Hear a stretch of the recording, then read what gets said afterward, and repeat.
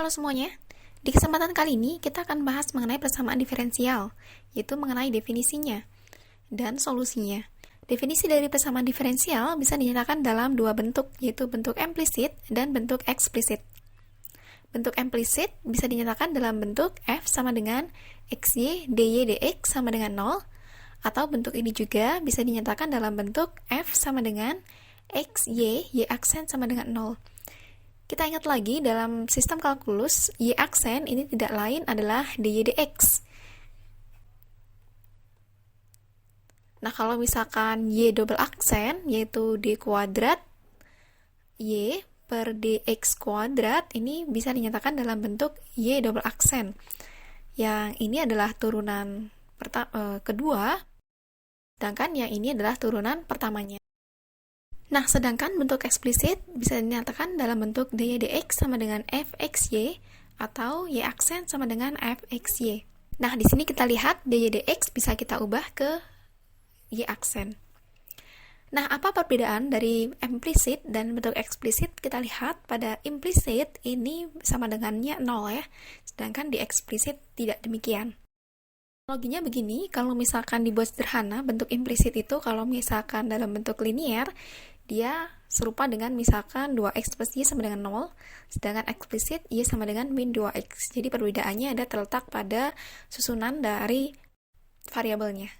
Selanjutnya kita akan membahas mengenai bagaimana cara mengidentifikasi apakah suatu persamaan diferensial itu merupakan orde 1. X, y aksen plus y kuadrat plus x kuadrat plus 1 sama dengan 0.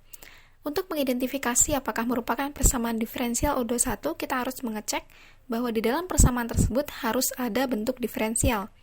Nah, kita lihat bentuk diferensial bisa kita nyatakan seperti tadi, bisa dalam berupa dy dx atau bisa berupa dalam bentuk aksen.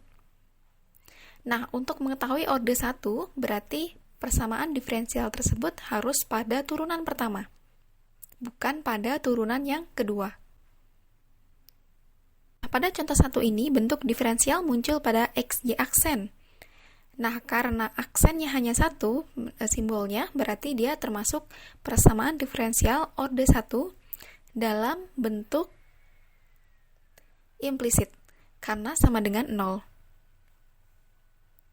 Nah, bentuk y aksen ini juga bisa dinyatakan dalam bentuk dy dx, jadi tidak harus aksen. Kalau misalkan ketemu dengan dy dx, berarti merupakan bentuk persamaan, bentuk diferensial. Yang kedua, y double aksen min y plus e pangkat x sama dengan 0, kita lihat bahwa muncul bentuk diferensial ada pada y double aksen.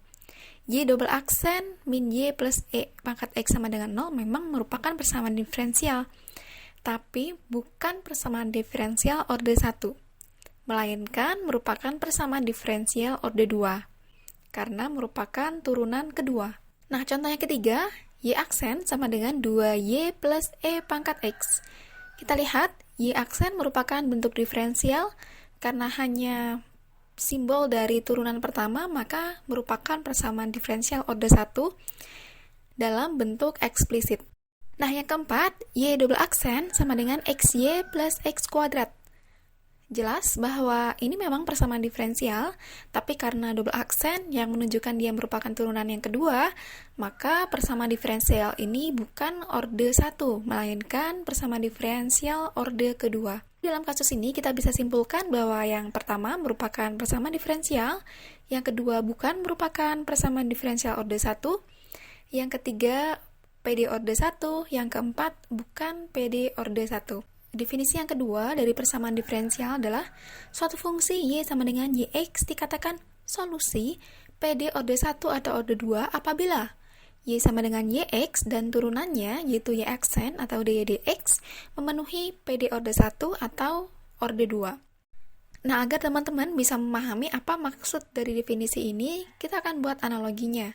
Apabila kita hendak mencari solusi dari persamaan x kuadrat min 1 sama dengan 0, kita tahu bahwa solusinya adalah x sama dengan plus minus 1. Kita bisa mengatakan bahwa x sama dengan plus minus 1 merupakan solusi dari x kuadrat min 1 sama dengan 0 apabila kita substitusikan x-nya ke dalam persamaan tersebut memenuhi persamaan tersebut. Nah, ini yang dimaksud dengan solusi. Demikian pula untuk persamaan diferensial. Jadi ada suatu fungsi dikatakan solusi apabila disubstitusikan ke persamaannya juga merupakan solusi atau memenuhi dari persamaan tersebut. Oke, kita akan ke contoh kedua. Oke, ini saya hapus dulu biar tidak mengganggu. Kita akan memeriksa apakah Y sama dengan X kuadrat plus 1 merupakan solusi dari persamaan diferensial Y aksen sama dengan 2X. Nah, bagaimana caranya? Oke, kita akan cek. Di sini kita harus mencari turunannya berdasarkan definisi. Y aksen sama dengan 2X. Ini adalah turunannya. Kemudian, kita substitusikan ke dalam persamaan diferensial, apakah turunannya ini memenuhi persamaan diferensial tersebut. Oke, jadi 2X sama dengan 2X. Ternyata, ya, memenuhi. Contoh yang kedua, kita akan memeriksa apakah Y sama dengan X kuadrat plus C merupakan solusi dari persamaan diferensial Y aksen sama dengan 2X.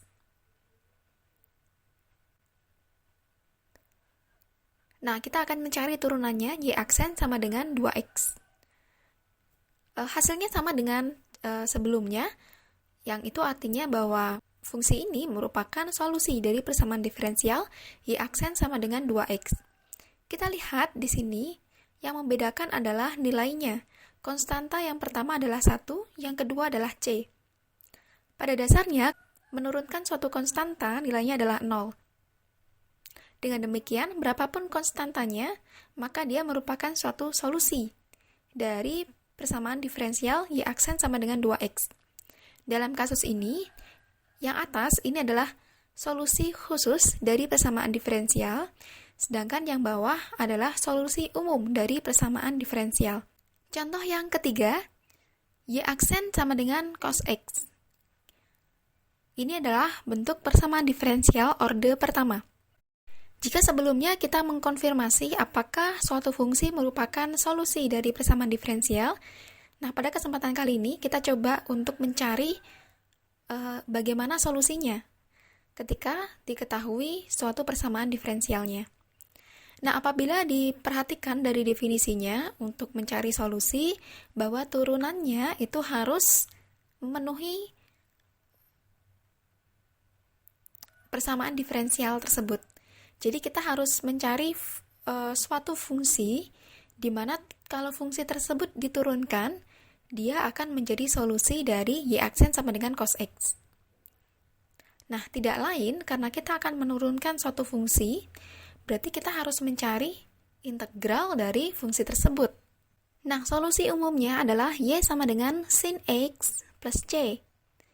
Apabila kita cek apakah ini memang benar solusinya, berarti kita tinggal menurunkan Y sama dengan sin X, apakah memenuhi dari Y aksen sama dengan cos X.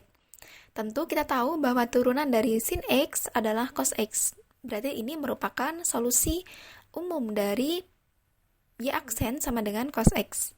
Nah, solusi khususnya bisa dicari dengan mensubstitusikan nilai C dengan sebarang bilangan.